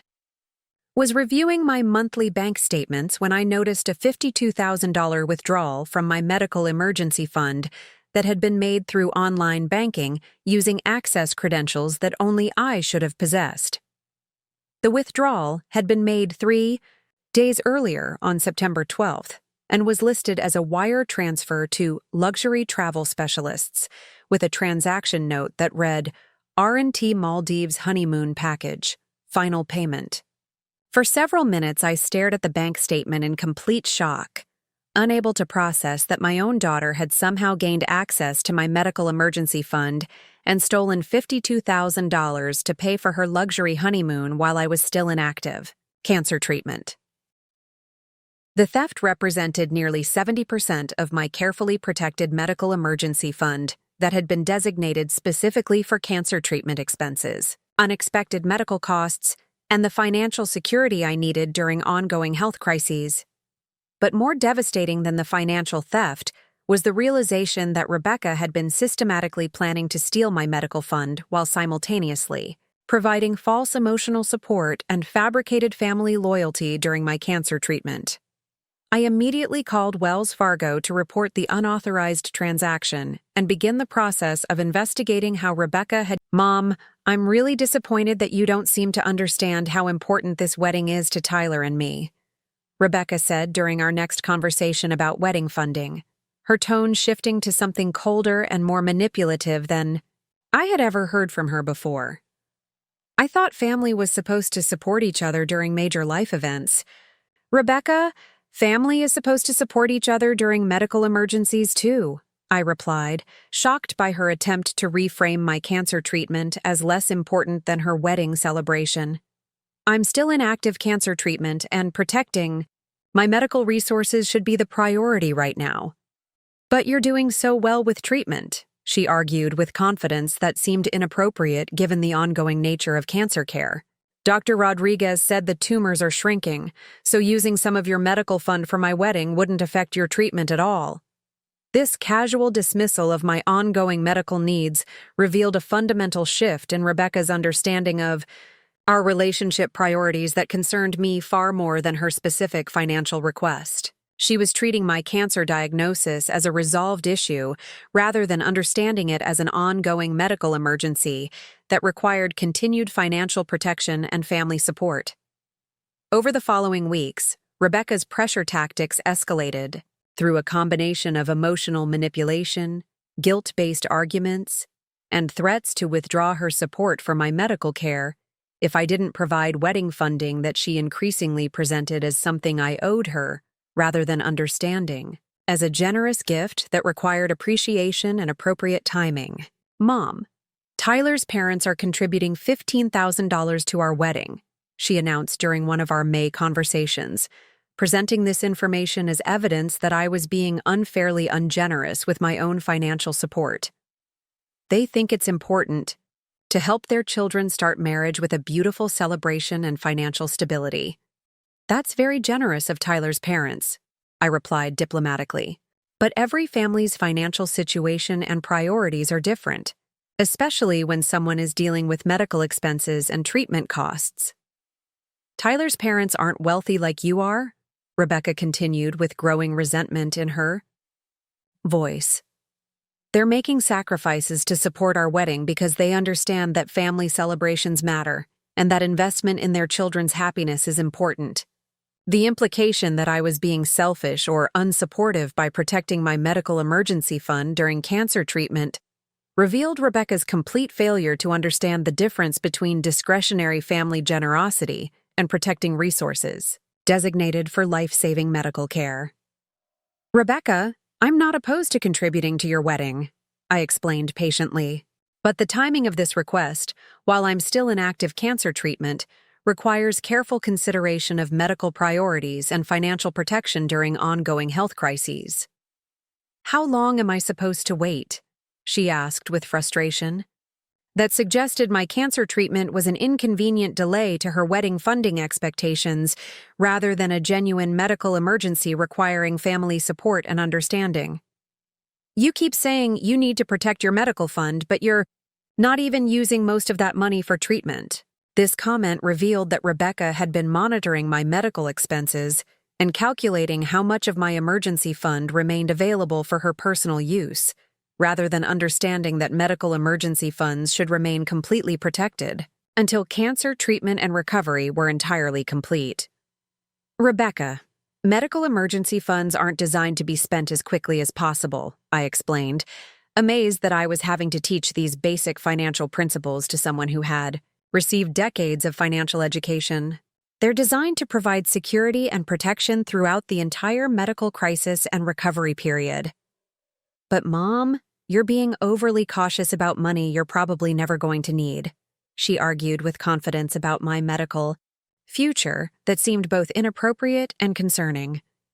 Using $25,000 for my wedding would still leave you with $50,000 for any medical expenses that might come up.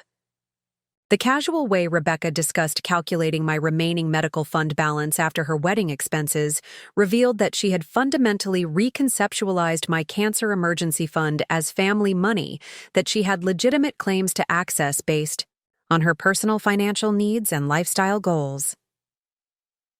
By June 2024, Rebecca's pressure campaign had escalated to include Tyler's direct involvement in requesting wedding funding and threats that my refusal to provide financial support would damage our family relationships and limit their future availability for all. Medical assistance and care. Mrs. Chen, Rebecca and I have been talking about wedding planning and family financial support, Tyler said during one of their visits to discuss wedding arrangements. We understand that you're dealing with medical expenses, but we're hoping you might reconsider helping with our wedding costs.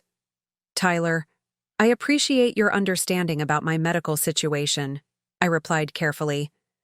But my cancer treatment is still ongoing, and protecting medical resources remains my priority until treatment and recovery are complete. But you've already spent months in treatment, and Rebecca says the doctors are really optimistic about your prognosis. Tyler continued with apparent confidence about medical predictions that seemed inappropriate from someone with no healthcare expertise. It seems like the worst is over, and now it's time to start thinking about family celebrations and future planning. The suggestion that my cancer treatment was essentially over, and that I should now focus on funding their lifestyle goals, revealed Tyler's complete misunderstanding of cancer treatment realities and his willingness to minimize my medical situation for his personal financial benefit. Tyler, cancer treatment typically continues for 12 to 18 months, followed by years of monitoring and follow-up care, I explained. I'm nowhere near the end of my treatment timeline, and medical emergency funds need to remain protected throughout the entire process. We understand that, Rebecca interjected with growing impatience. But we're not asking you to spend money you need for medical care. We're asking for a wedding gift that any loving mother would want to provide. For her daughter's special day? The attempt to frame my medical fund protection as a failure of maternal love revealed the extent to which Rebecca had reframed this situation to justify accessing my medical resources for her personal celebration expenses. During July 2024, as my surgery date approached and wedding planning intensified, Rebecca's behavior shifted to include subtle threats about her availability for medical support if I continued refusing to provide wedding funding. Mom, Tyler, and I have been offered an opportunity to spend a long weekend in Lake Tahoe with his co-workers right around your surgery date, Rebecca mentioned casually during one of our treatment day conversations. We're trying to decide whether to go, but it would mean I might not be available to help with your surgery and recovery. The timing of this announcement, just weeks before my scheduled cancer surgery, was clearly designed to pressure me into providing wedding funding by threatening to withdraw medical support during one of the most critical periods of my treatment. Rebecca, are you seriously considering going on vacation during my cancer surgery? I asked, hardly able to believe that someone I had raised would use my medical vulnerability as leverage for wedding funding. It's not really a vacation, she replied defensively. It's a professional networking opportunity for Tyler that could be important for his career development. We're just trying to balance all our commitments and responsibilities.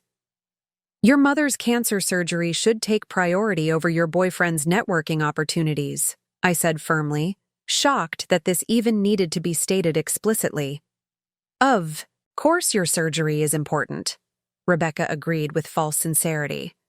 But we also have to think about our future and our career development.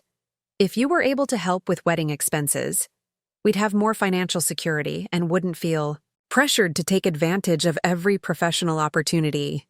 The implication that providing wedding funding would somehow ensure her availability for medical support revealed the extent to which Rebecca was willing to exploit my medical vulnerability for financial manipulation.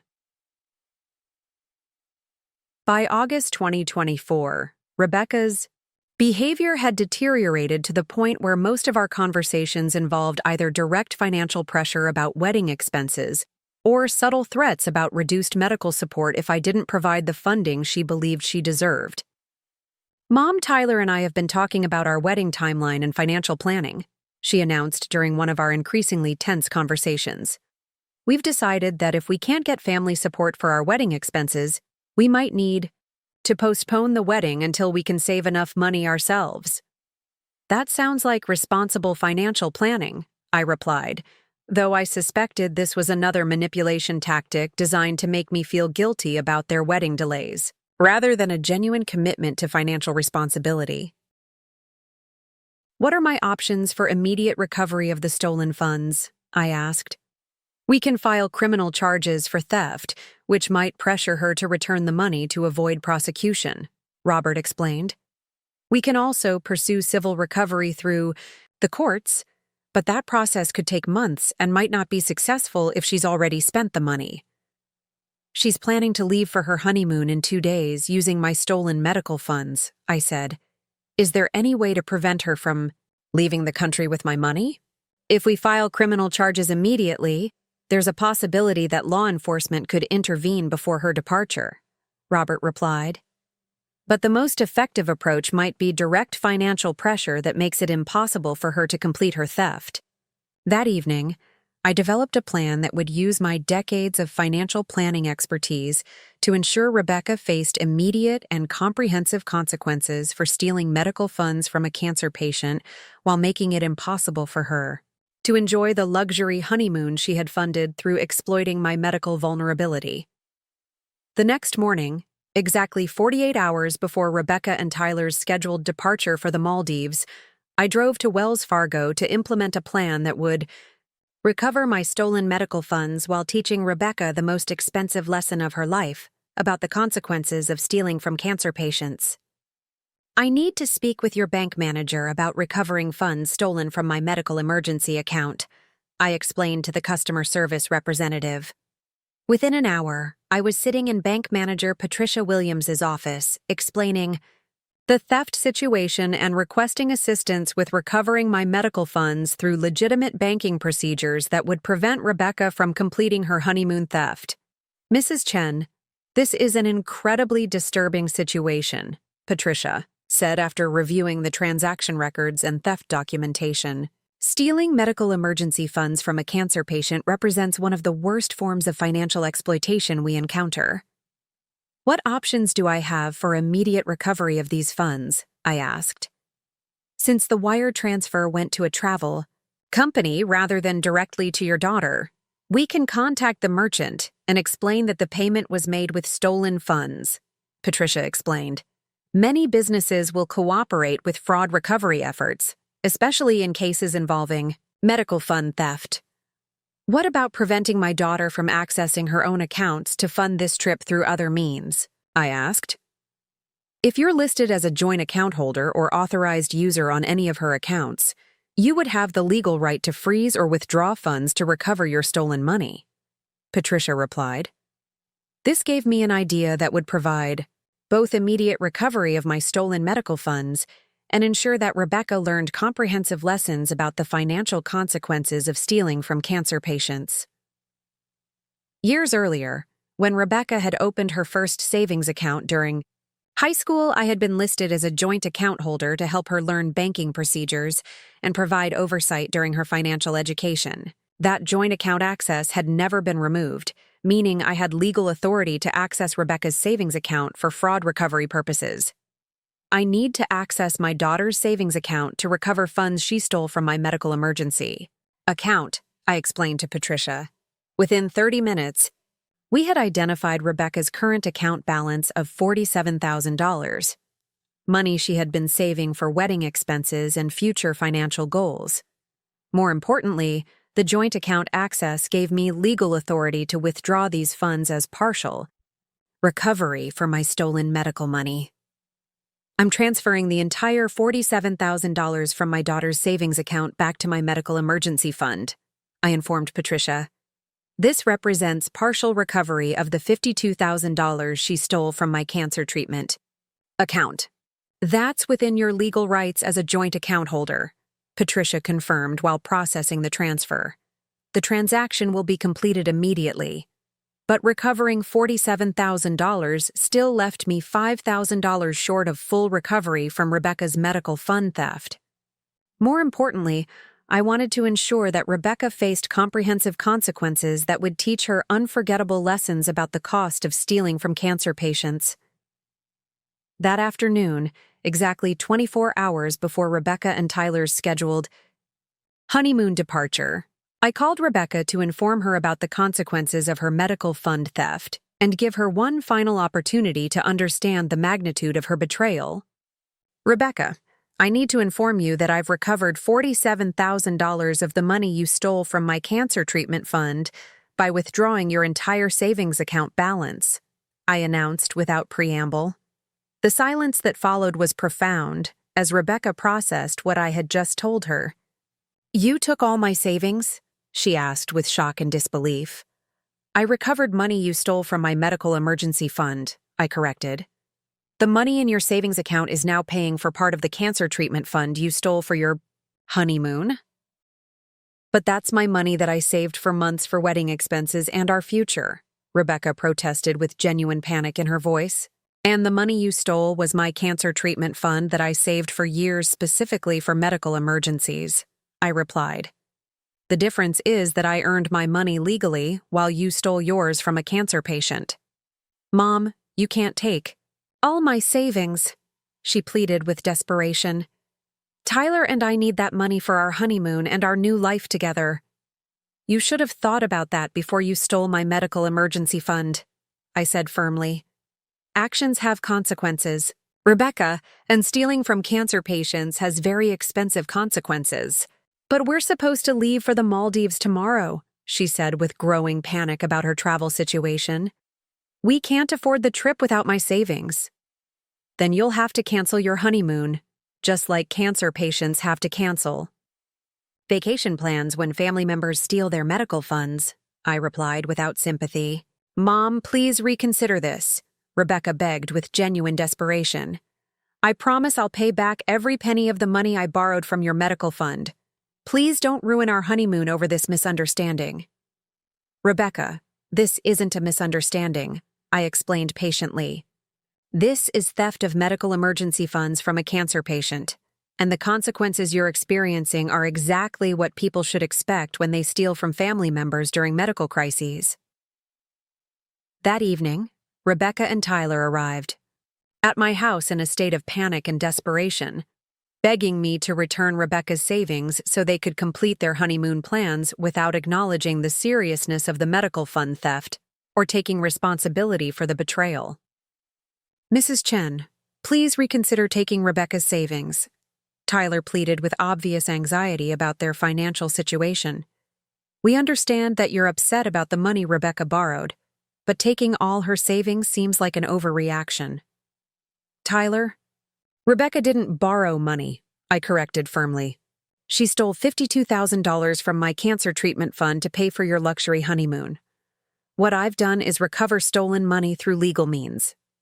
But we can't afford our honeymoon without Rebecca's savings, he continued with focus on their vacation, rather than acknowledging the medical fund theft. We've been planning this trip for months, and it's supposed to be the most special experience of our lives. You should have planned a honeymoon you could afford without stealing from cancer patients, I replied without sympathy for their travel difficulties. Mom, I'm begging you to reconsider this, Rebecca said with tears in her eyes and genuine panic about the consequences of her theft. I made a mistake, but please don't punish Tyler and ruin our honeymoon because of my poor judgment. Rebecca, you didn't make a mistake, I explained with patience I didn't feel. You systematically planned and executed theft of medical emergency funds from your own mother during cancer treatment. Those actions have consequences that extend far beyond your vacation plans. What do you want me to do? She asked with desperation. About resolving the situation. How can I fix this and get my savings back? You can start by acknowledging that what you did was theft of medical funds from a cancer patient, not borrowing or poor judgment, I replied. You can apologize for exploiting my medical vulnerability for your luxury vacation funding. And you can accept that people who steal from cancer patients face financial consequences that teach expensive lessons about family loyalty and character. I acknowledge that I shouldn't have taken money from your medical fund without asking, Rebecca said with careful wording that still avoided taking full responsibility. I'm sorry for causing this problem, and I promise to pay back every penny as soon as our financial situation improves. Rebecca, that's not an acknowledgement of theft, I said firmly. That's still minimizing what you did and making promises about future repayment that don't address the immediate consequences of stealing medical funds from a cancer patient. Fine, she said with anger beginning to replace desperation. I stole money from your medical fund to pay for our honeymoon. I'm sorry for stealing from you. Now will you please return my savings so we don't lose our entire vacation? No, Rebecca, I replied calmly. The money in your savings account is now part of my medical emergency fund to replace what you stole. The consequences of stealing from cancer patients include losing access to money that could fund the luxury vacations you stole medical funds to pay for. So you're saying our honeymoon is completely ruined because of this? Tyler asked with anger about their vacation situation rather than concern about medical fund theft. I'm saying your honeymoon is ruined because Rebecca stole medical emergency funds from a cancer patient, I corrected. I didn't ruin your vacation. Her theft ruined your vacation. The next morning, 2 hours before Rebecca and Tyler's scheduled departure for the Maldives, I received a phone call from Rebecca making one final desperate attempt to recover her savings and salvage their stolen honeymoon.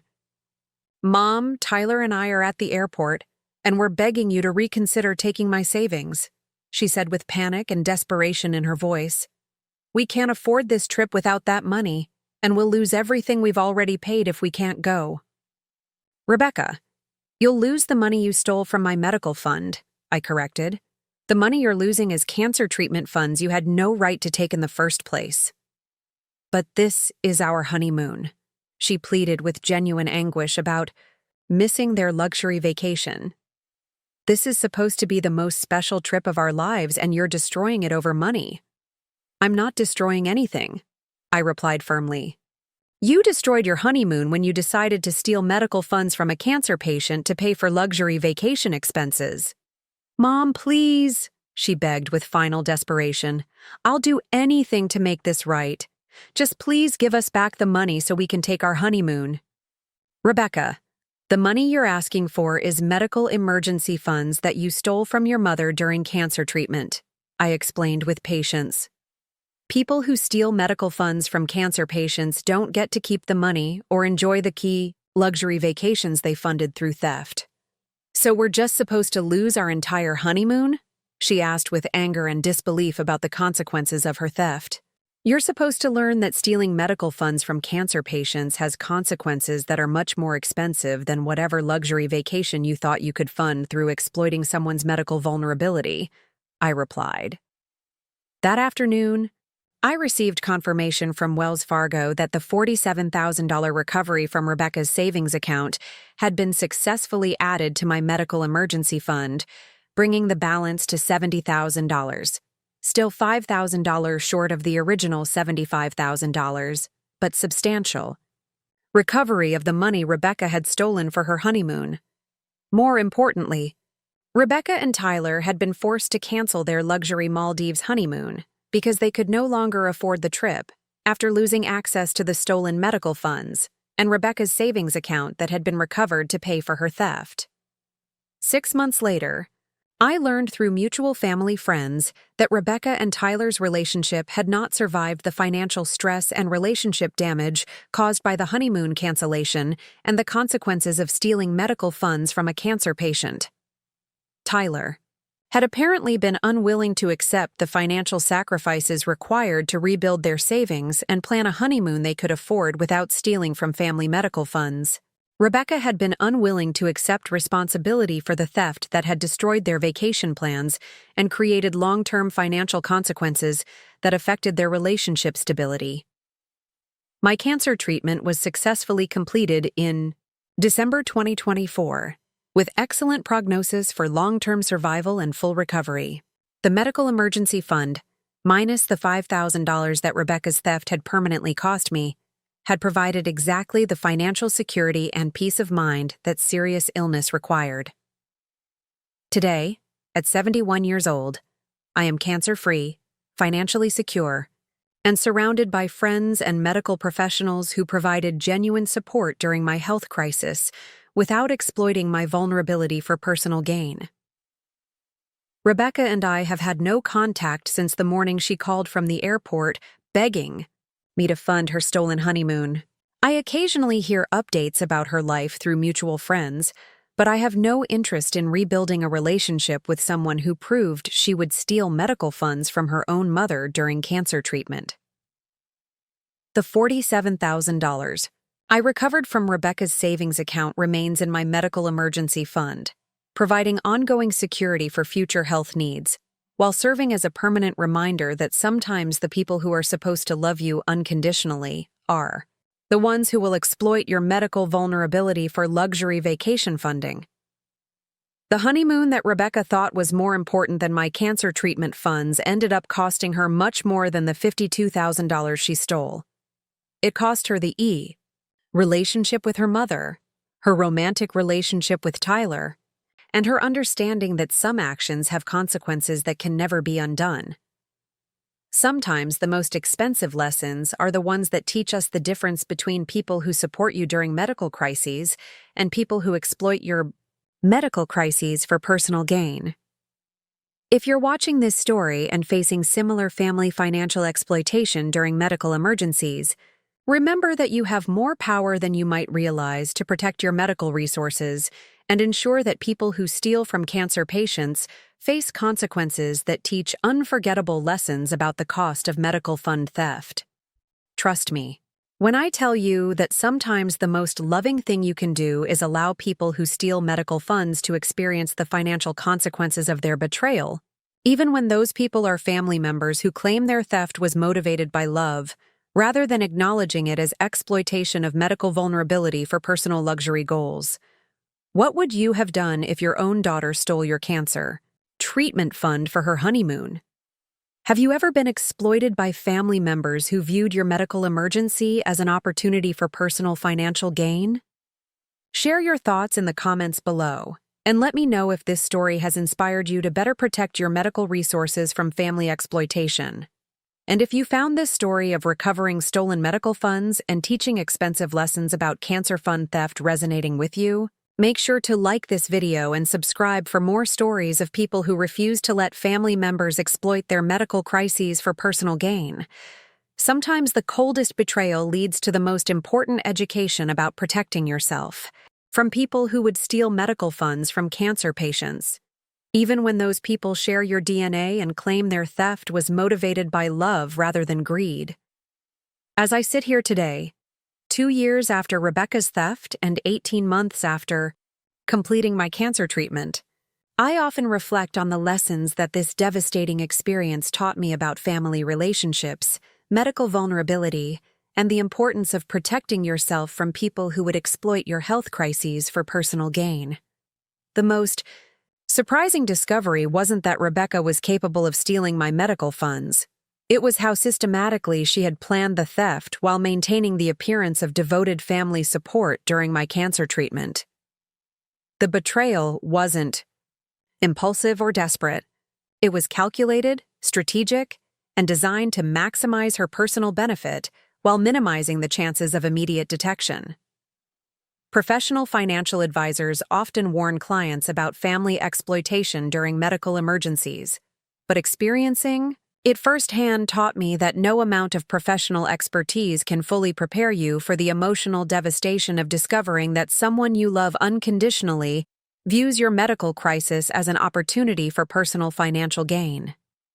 Rebecca's theft cost her far more than the $52,000 she stole from my cancer fund.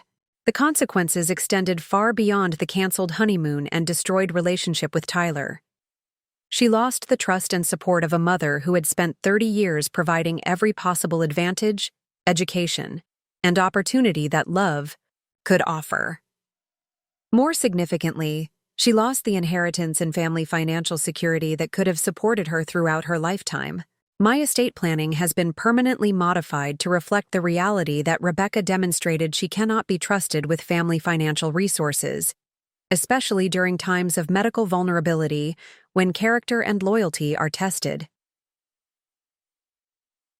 My will now directs my substantial assets to medical charities, cancer research foundations, and organizations that provide genuine support to families facing medical crises without exploiting their vulnerability for personal gain. The American Cancer Society, Stanford Medical Center's Cancer Research Fund, and the National Breast Cancer Foundation will benefit from the wealth that Rebecca apparently believed she was entitled to access based on family relationship rather than earning through demonstrated character and genuine care. The $1.8 million portfolio, Palo Alto property, and remaining medical emergency funds will support organizations that understand the sacred nature of medical resources and the importance of protecting cancer patients from financial exploitation rather than viewing their medical funds as opportunities for luxury vacation funding. Rebecca has made several attempts over the past 2 years to rebuild our relationship and earn forgiveness for what she continues to characterize as a mistake, rather than acknowledging as systematic theft and exploitation of medical vulnerability. Her apologies consistently focus on her regret about the consequences she faced, rather than demonstrating genuine understanding of the betrayal she committed. Last Christmas, she sent a card expressing her desire to move past this misunderstanding and rebuild our family relationship without acknowledging that stealing medical funds from cancer patients isn't a misunderstanding that can be resolved through holiday greetings and superficial apologies. 6 months ago, she called to inform me that she was engaged to someone new, a financial advisor named David who understands the importance of family relationships and financial responsibility. She apparently hoped this news would demonstrate that she had learned from her previous relationship mistakes and was ready to rebuild family connections. But her conversation revealed that she still fundamentally misunderstood the nature of her betrayal. She spoke about Tyler as someone who had pressured her into poor financial decisions, rather than acknowledging that she had independently chosen to steal medical funds for luxury vacation expenses. She presented her new relationship as evidence of personal growth, rather than demonstrating genuine remorse for exploiting medical vulnerability. Most tellingly, she asked whether her engagement might be an appropriate time to discuss family, financial planning, and inheritance arrangements that would provide security for her new marriage. Even 2 years after stealing my cancer fund, Rebecca apparently still viewed my assets as family resources. She had legitimate expectations to access based on relationship status, rather than understanding that inheritance must be earned through demonstrated character and genuine family loyalty. The conversation confirmed that Rebecca had learned nothing meaningful from the consequences of her medical fund theft. She remained focused on accessing family financial resources rather than understanding that her betrayal had permanently damaged trust and eliminated any possibility of inheritance or financial support.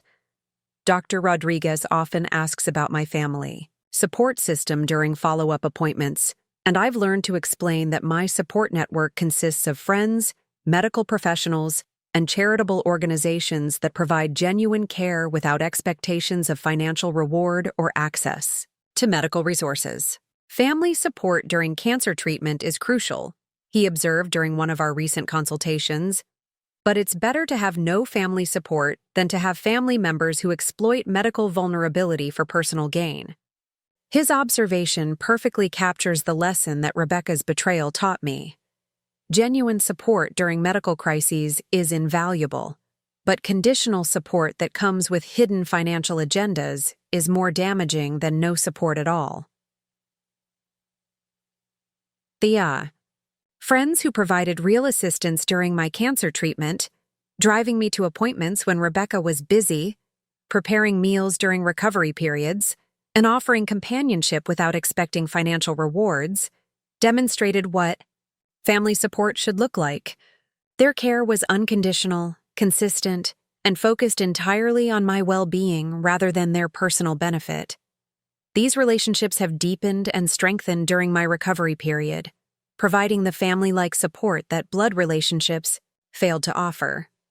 Carol Martinez, who drove me to chemotherapy sessions when Rebecca started prioritizing wedding planning over medical support, has become closer than a sister. James Wong, who handled my grocery shopping and household tasks during treatment recovery, demonstrated more family loyalty than my own daughter. My medical emergency fund, now restored to $70,000 through Rebecca's forced repayment and continued contributions, provides ongoing security for future health needs, while serving as a permanent reminder of the importance of protecting medical resources from family exploitation. The experience has also enhanced my professional effectiveness as a financial advisor. Clients facing medical emergencies now benefit from my firsthand understanding of family financial exploitation patterns and the strategies needed to protect medical resources from relatives who view health crises as opportunities for personal gain. For anyone watching this story who recognizes similar patterns in your own family relationships, remember that medical vulnerability doesn't obligate you to accept exploitation, manipulation, or theft from family members who prioritize their lifestyle goals over your medical needs. You have the right to protect medical resources from family theft, regardless of the personal relationships involved. You have the authority to modify inheritance and estate planning based on demonstrated character rather than family obligations. And you have the power to ensure that people who exploit medical vulnerability face consequences that teach expensive lessons about the cost of stealing from cancer patients. Sometimes the most loving thing you can do is refuse to enable family members who view your medical crises as opportunities for personal financial gain, even when those family members share your DNA and claim their exploitation was motivated by love rather than greed. Trust me when I tell you that protecting yourself from medical financial exploitation is more important than maintaining relationships with people who would steal cancer funds for luxury honeymoons. The coldest betrayals often lead to the most important discoveries about the difference between people who love you unconditionally and people who love your bank account conditionally. Thank you for watching this story, and remember, your medical resources are sacred, your health is precious, and anyone who would exploit either for personal gain doesn't deserve access to your trust, your money, or your family loyalty. Subscribe for more stories about protecting yourself from family financial exploitation and standing up to people who think medical emergencies create opportunities for personal profit.